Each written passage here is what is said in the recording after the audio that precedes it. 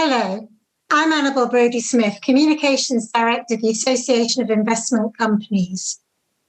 As we endure another lockdown and concerns about the economic impact of the pandemic increase, providing investment and advice to young, innovative British companies has arguably never been more important.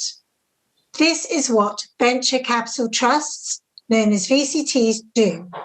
They support innovative businesses which provide vital social and economic benefits. Since their inception, VCTs have generated over 1.4 billion of exports and created tens of thousands of jobs. But what is the outlook for the sector? And how can VCT investment help young British businesses survive and thrive during the pandemic and beyond? Today, I'm delighted to be joined by three VCT investment company managers. Stuart Veale, Managing Partner at Beringier, who managed the Proven VCTs. Warren Rogers, Head of Downing Ventures and Partner at Downing, who managed the Downing VCTs.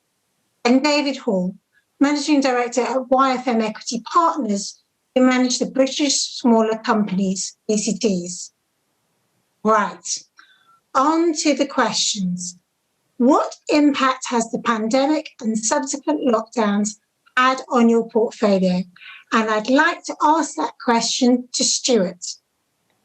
Well, going into the pandemic last March, nearly all the companies in our portfolio faced a similar set of challenges. The main ones were moving everyone to working from home, the uncertain economic environment that they were heading into, and how to access government support schemes, such as the furlough scheme and the CBILS loans.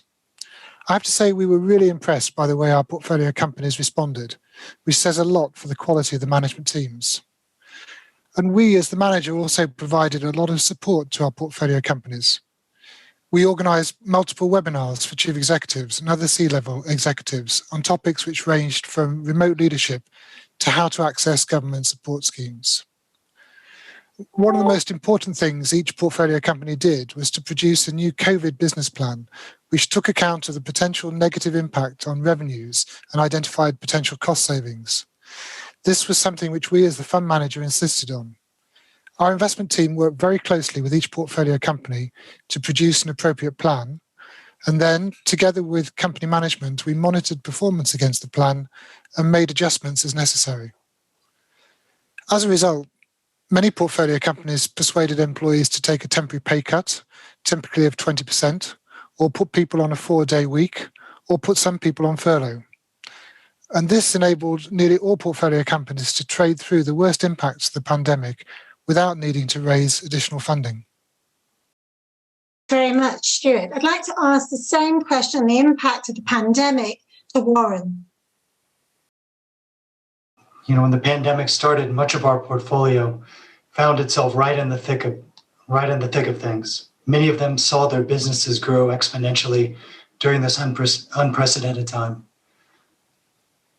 Across our healthcare portfolio, companies such as Touchlight have been critical components in developing the vaccine with their revolutionizing DNA technology.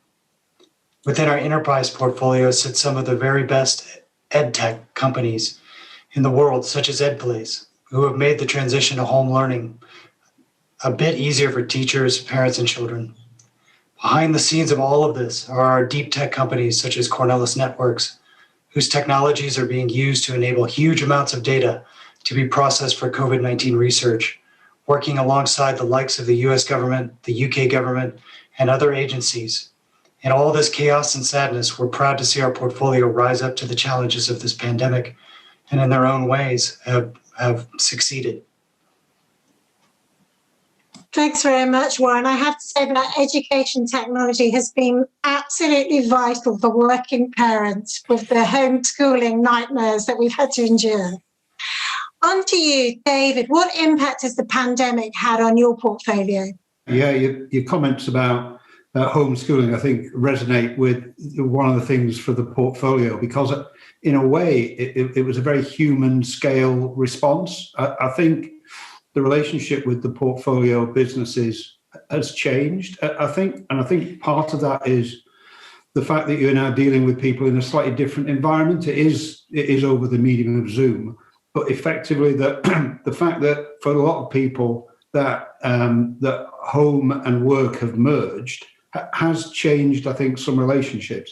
And I think the way that the portfolios responded are very similar to what Stuart said. There was an internal look, but also I think each of the businesses sort of reset its relationships with its customer base and its suppliers. And as they understood how they were going to continue trading with each other, I think kind of new and strengthened bonds have emerged. The result of which is clearly venture capital trusts invest significantly in businesses which are young, emerging, growing, and also drawn to sectors like data, technology, management, media, and telecoms. And those sectors have all seen accelerating growth. So the result of that has been those sort of new and stronger bonds that have formed have seen accelerated and improved trading performances and growth, perhaps in areas that you wouldn't otherwise have seen. And that sort of having lived 5 years in one, which is a phrase that I think we've heard quite a lot over the last year, has actually seen people take a big leap forward at doing it together. And that's how the portfolios have responded. So there was an initial sort of shock, understanding what that impact was for them, and then move on to sort of go and develop. It doesn't mean that everybody is in that position, but the strong have got a lot stronger.